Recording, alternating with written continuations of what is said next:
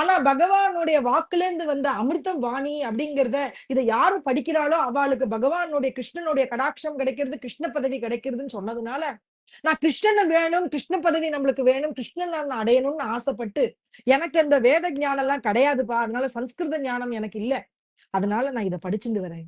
சரி அப்படியா, சரி நீ படிப்பா. நான் படிக்கிற அதுல பிழைகள்லாம் வருது. படிச்சுட்டு இருக்கும்போது கண்ணால ஜலம் விடுறியே, எதனால ஜலம் விடுற நீ அப்படின்னு கேக்குற. அப்ப உடனே இவர் இந்த பிராமணர் சொல்ற, படிக்கிறேன், படிச்சுட்டு இருக்கும் பொழுது எய்தாப்புல ஒரு பெரிய ரதம் ஒண்ணு தெரியறது. அது அப்படியே தங்கத்துல இருக்கு அந்த ரதம். அதுல 4 குதிரைகள் பூட்டப்பட்டிருக்கு. அதுல சாரதியா பகவான் ஸ்ரீ கிருஷ்ணன் உட்கார்ந்துட்டு இருக்கார். அதுல அர்ஜுனன் கேட்டுட்டு இருக்கான். அர்ஜுனன் அப்படியே தன்னோட காண்டிபத்தை கீழே போட்டு கிருஷ்ணன் அப்படியே பார்த்துட்டு இருக்கான். கிருஷ்ணன் அப்படியே தேஜோபய ரூபமா இருக்கான். அவனோட ரூபத்தை நான் பார்க்க அவன் என்னோட பேசுற மாதிரி இருக்கு, நான் அவனை பாக்குற மாதிரி இருக்கு. இந்த அனுபவம் எனக்கு அனுபூதி உண்டாருது. இந்த புக்ல பார்க்க அந்த எழுத்துக்கள் எல்லாம் கிருஷ்ணனாவும் தெரியுது. அதனால தப்போ தவறோ நான் அதை படிக்கிறேன். அப்ப எனக்கு கிருஷ்ணன் ஞாபகம் வருதுனால கண்ணால அந்த கிருஷ்ணன் ஜனம் வருது. அப்படியே சைத்தன்ய மகாபிரபு அவனை போய் ஆற தழுவிட்டார். இந்த ஒரு பக்திக்காக இத்தனை பேரும் வேதம் சொல்றா, சாஸ்திரங்கள்லாம் சொல்லி படிச்சுக்கிறா, பகவான போய் பாக்குறா, பகவானுக்கு அர்ச்சனை பண்றா, இவ்வளவு பூஜை புனஸ்காரங்கள் பண்றா, இப்படி கைங்கரியங்கள்ல பண்றான்னா இந்த பாவம் வர்றதுக்குதான். இந்த பாவம் என்ன படிக்காத ஒருத்தருக்கு, பாமரருக்கு, ஆனா கிருஷ்ணனை அடையணுங்கிற எண்ணத்துல இருந்ததுனால இதுல படிக்க படிக்க படிக்க அவருக்கு அந்த அனுபூதி உண்டாயி கிருஷ்ணனே தெரிகிறார் கண்ணுக்கு முன்னாடி. அப்படின்னா நீதான்பா உயர்ந்தவன், மற்ற எல்லார காட்டிலும் நீதான் உயர்ந்தவன். நேர சாஷ்டாங்கமா அவனுக்கு நமஸ்காரம் பண்ணிடுறார் சைத்தன்ய மகாபிரபு. அவரை கட்டிக்கிறார். அவரை கட்டின்ற உடனே கிருஷ்ணனோட கடாட்சம் அவருக்கு கிடைக்கிறது. கிருஷ்ணனை கட்டிண்டா என்ன ஒரு அனுபூதி கிடைச்சதோ சைத்தன்ய மகாபிரபுவை கட்டின்ற உடனே அவருக்கு கிடைச்சது. ஏன்னா சைத்தன்ய மகாபிரபு கிருஷ்ணனும் ஒரே அவதாரம். பகவான் கிருஷ்ணனே சைத்தன்ய மூர்த்தியாக அவதாரம் பண்ணி இங்க வந்திருக்கு. எப்படி அப்படின்னா கௌராங்கங்கிற ரூபத்துல வந்திருக்கு. அந்த கௌராங்கன்ங்கிறது என்னன்னா சிவப்பா இருக்கிறது, சக்கச்சவேல். அது யாருன்னா ஸ்ரீமதி ராதாராணி. ராதாராணி எப்படிப்பட்ட ஒரு அனுபூதியை பெற்று கிருஷ்ணனை இல்லாமல் என்னால இருக்க முடியாதுன்னு அழுதுன்னு இருந்தாலோ, கிருஷ்ணன் எனக்கு அந்த பாவம் வேணும்னு கேட்டதுனால ராதாராணி ரூபத்தை தான் எடுத்துட்டு ராதாராணி மாதிரியே பக்தி பண்ணனால அவருக்கு ராதாராணியோடைய அனுகிரகம் கிடைச்சதுனால தானே ராதாவுடைய சொரூபமாக இருக்கிறதுனால கௌராங்கரான மகாபிரபு சைத்தன்ய மகாபிரபு வேற இல்ல, அந்த ராதா வேற இல்ல. அந்த ராதா சாநித்தியத்தை அவர் ஹிருதயத்துல கொண்டுண்டு அந்த கிருஷ்ணனுடைய அனுபூதியை பெற்றார். இப்படி சைத்தன்ய மகாபிரபு சரித்திரத்துல பகவத்கீதையோட பாராயணத்தை பண்ணவாளுக்கும் பகவான் அனுகிரகம் பண்றார். எதை தெரிஞ்சோ தெரியாமலோ அறிஞ்சோ அறியாமலையோ பிழைகள் இருந்தாலும் பரவாயில்ல, ஆனா நீ பக்தி நேர்த்தியோட பிரியத்தோட ஸ்ரத்தையோட பண்ண அப்படிங்கிறார். ஸ்ரத்தையோட ஒரு காரியத்தை காத்து ஒரு காரியத்தை விடாம பண்ணிட்டா அதுதான் உயர்ந்த தர்மம். அதனால பகவத் சாநித்தியத்தை அடையணும், பக்தி வேணும்னா ஸ்ரத்தை இருக்கணும். அதனாலதான் அஸ்ரத்ததானாக புருஷான்னு சொல்லிட்டு அடுத்தது இதை சொல்லிட்டு இந்த ஸ்லோகத்தை சொல்ற. இப்ப அடுத்த ஸ்லோகம் சொல்ற, இத நான் இவ்வளவு விஷயங்கள் நான் உனக்கு சொல்லிட்டேன், அதனால நீ ரொம்ப கஷ்டப்பட்டுக்காத கிருஷ்ணா, அர்ஜுனா, அதனால நீ என்ன உள்பக்கமா நீ உன்னை பாரு அப்படின்னு அந்த ஸ்லோகத்தை சொல்லி அடுத்த ஸ்லோகத்துக்கு வரார். நச்சமஸ்தானி பூதானி ஸ்ரீ பகவான் உவாச்ச நச்சமஸ்தானி பூதானி பஷ்யமே யோகமைஸ்வரம் பூத பிருன்னஸ்ச பூதஸ்தோ மமாத்மா பூத பாவனஹ. அடுத்த ஸ்லோகம் சொல்ற,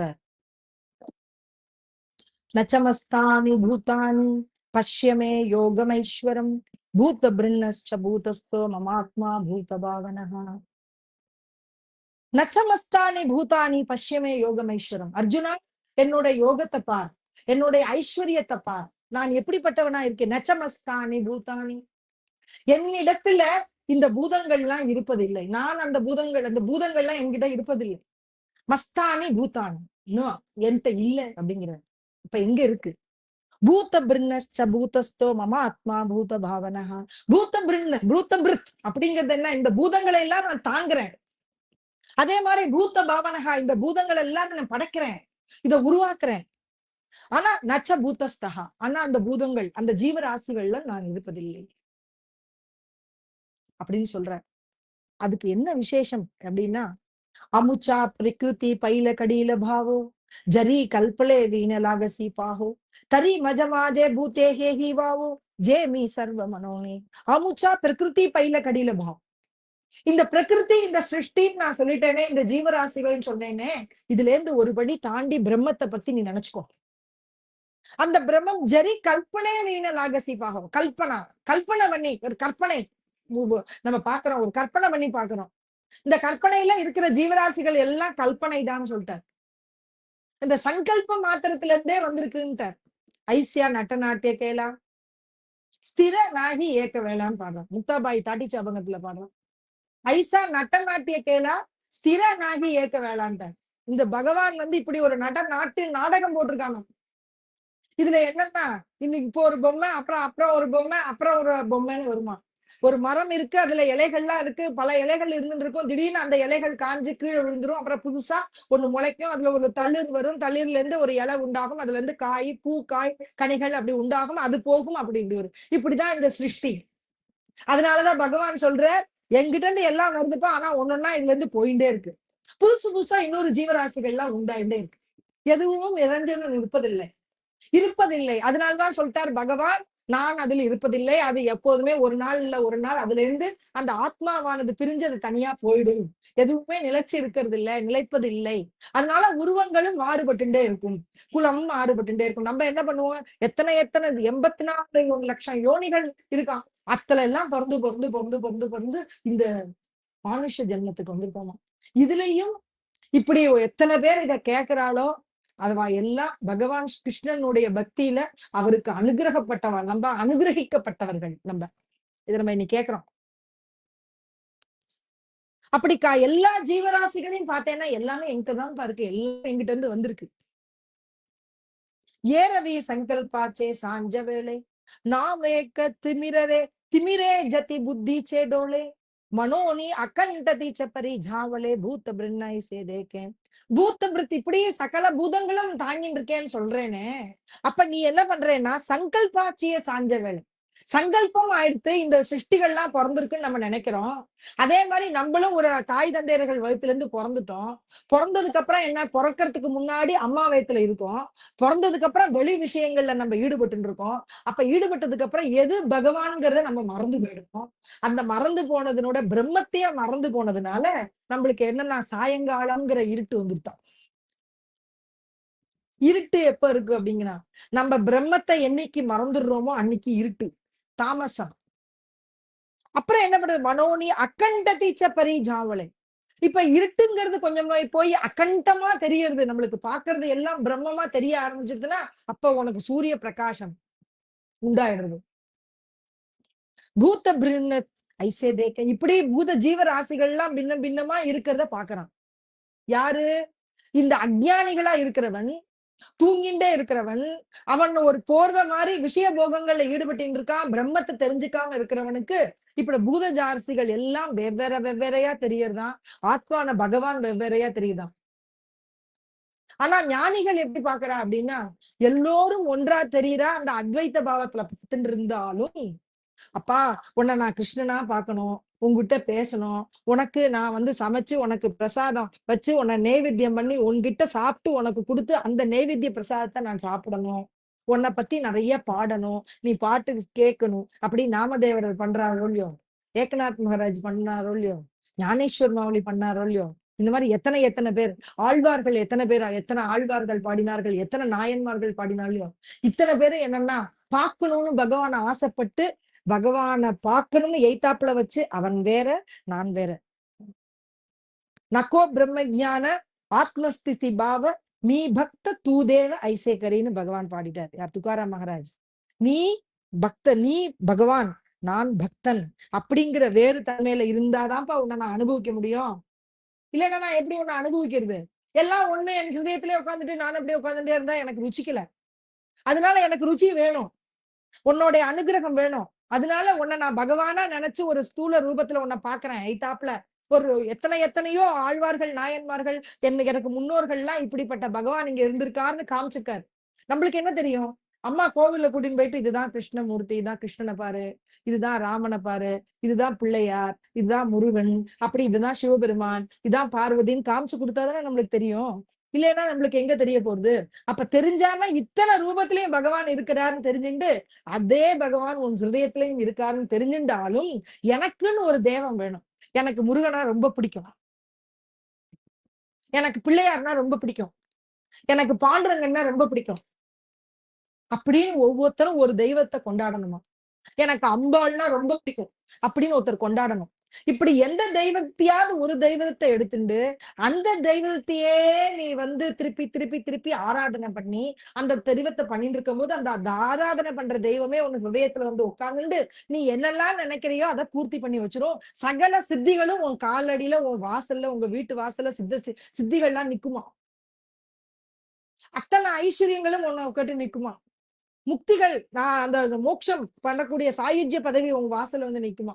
இப்படி என்ன பதவி வேணுமோ அந்த தெய்வம் அதை உனக்கு கொடுக்கும்.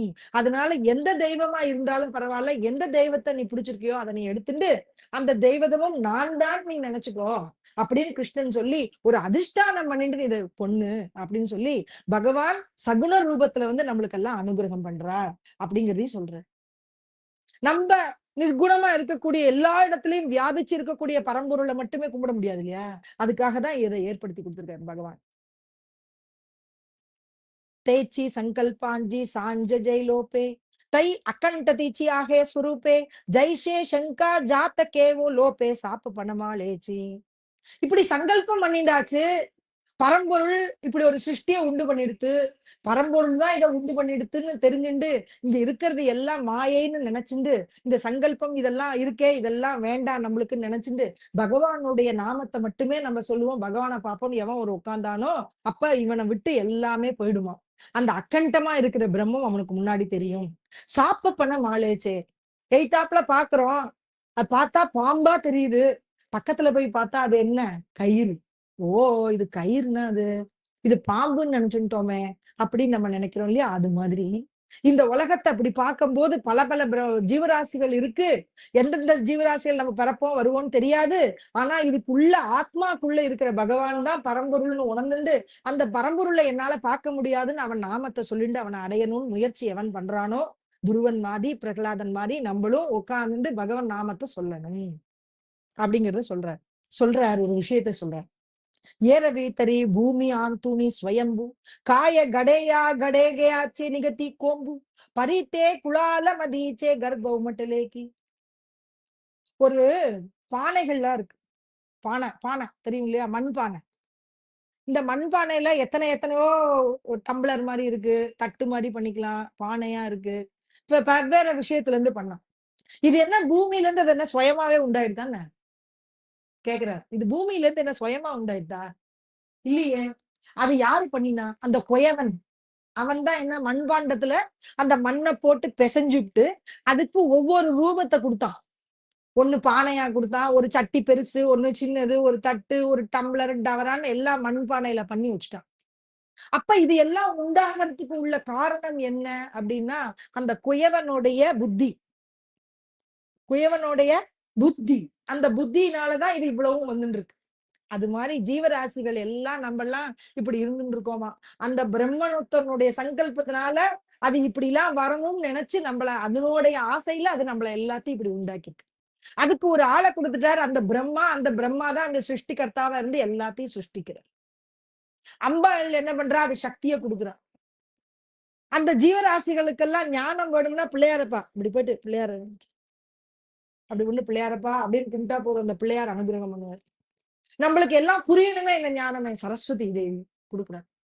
நம்ம இந்த உலகத்துல நல்லா சௌக்கியமா இருக்கணுமே மகாலட்சுமி எல்லா ஐஸ்வர்யத்தையும் கொடுக்குறான். சிவபெருமான் என்னன்னா உன் ஹிருதயத்துக்குள்ள நானே இருக்கேன் அப்படிங்கிறத காமிக்கிறேன். விஷ்ணு என்னன்னா எல்லாரையும் பாலன்கர்த்தா எல்லாரையும் நான் பாத்துக்கிறேன். நீ என்ன கூப்பிடு நான் உன்னை எல்லாரையும் நான் கவனிச்சுக்கிறேன் அப்படின்ற. கடைசியில இந்த எல்லாம் உண்டாக்குறதும் கல்பாந்தத்துல எல்லாத்தையும் உள்ள இழுத்துக்கிறதும் நடுப்புற நம்ம இப்ப பார்த்துட்டு இருக்கிறது எத்தனையும் சங்கல்பத்தினால வந்தது. ஆனா எல்லாம் உண்மை இல்லை, நிரந்தரம் இல்லை, எல்லாம் போயிடும். திருப்பியும் லயமாகி திருப்பியும் உள்ளேயே போயிடும் அந்த பிரம்மத்துக்குள்ள. அதுங்கிறதுதான் உண்மைங்கிறத சொல்றாரு. நாத்தரி சாகரிஞ்சியா பாணி காய தரங்காச்சியா ஹாத்தி காணி தே அவாந்தர கரணி வாரையாச்சினவே.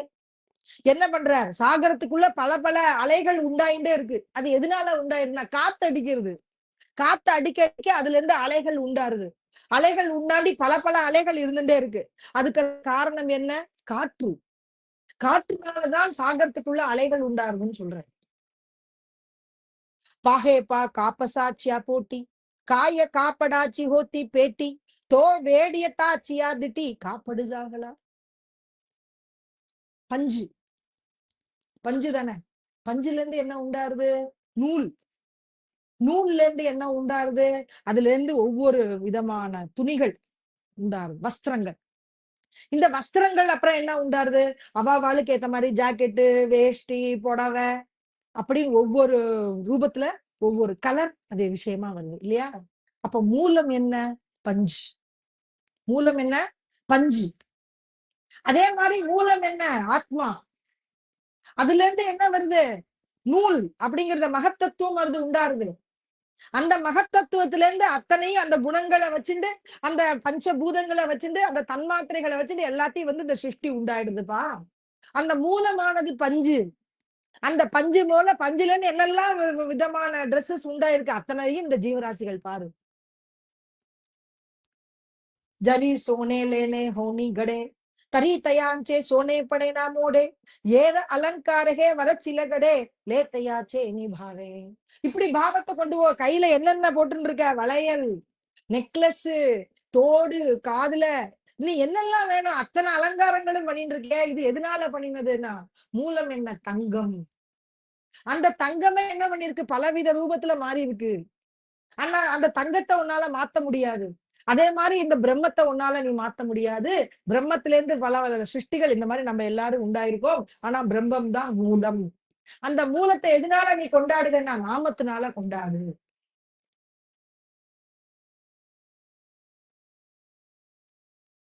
தைசேயே நிர்மலே மாஜ்யா ஸ்வரூபி ஜோ பூத பாவனா ஆரோபி தயாசி தயாச்சியா சங்கல்பி பூதபாசு அசே. இப்படியே இந்த நிர்மலமான ஒரு சொரூபத்துல இருந்துட்டு ஜீவராசிகள் வெவ்வேறு வெவ்வேறு விஷயத்துல அது சங்கல்பம் பண்ணிருக்கு.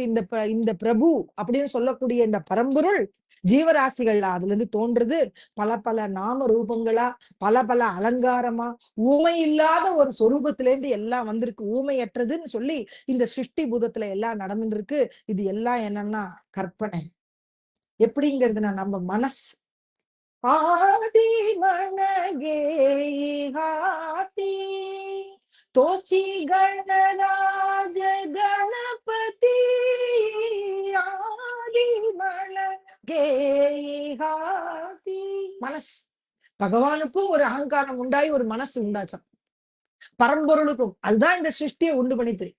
அது போல நம்மளுக்கும் ஒரு மனசு அப்படிங்கிறது இருக்கு. இந்த மனசு இருக்கிறதுனால இந்த மனசின் மூலமாக இது என்னெல்லாம் பாக்குறதோ அதை தான் ஆகணும்னு நினைச்சு அதன் மூலமாக இந்த 3 குணங்களை கொண்டுண்டு நல்ல விஷயங்கள்ல ஈடுபட்டா நல்ல பிறவி. ராஜச குணங்களை நான் அதை செய்வேன் இதை செய்வேன்னு சொன்னா அதுக்கு ஏத்த மாதிரி அந்த பிறவிகள். தாமசம்னா எதுவுமே புரிஞ்சுக்காம சம்பாதிச்சு சாப்பிட்டு சமைச்சு தூங்குறது தாமச குணம். அது அந்த சின்ன எல்லாமே பண்றது, எல்லா ஜீவராசிகளும் பண்ற மாதிரி அதுவும் பண்றது.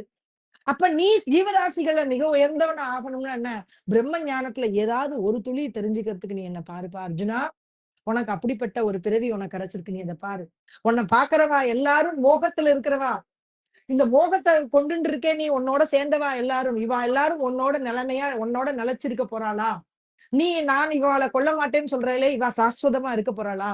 உன்னோட குருமார்கள் நீ பாக்குற, உன்னோட பாட்டன்மார்கள்னு பாக்குற, உன்னோட சகோதரர்கள் பாக்குற, இத்தனை பேரையும் நான் கொன்னுடுவேன் நீ நினைக்கிறியே, நீ கொல்லாம இவா சாஸ்வதமா இருப்பாளா? அப்படின்னா இவாளுக்கு ஒரு நாளைக்கு மிருத்யுங்கிறது உண்டு. அதனை நான் படைச்சிருக்கேன், நான் கருவியா இருக்கேன், நான் சொல்றேன் நீ இந்த காரியத்தை செய். உன்னுடைய வீரம் என்னன்னா வீரத்தினுடைய லட்சணம் என்னன்னா நீ போரிடணும். எதற்காக? நான் தர்மத்துக்காக நீ போரிடணும், போரிடும் அப்படின்னு சொல்றேன்.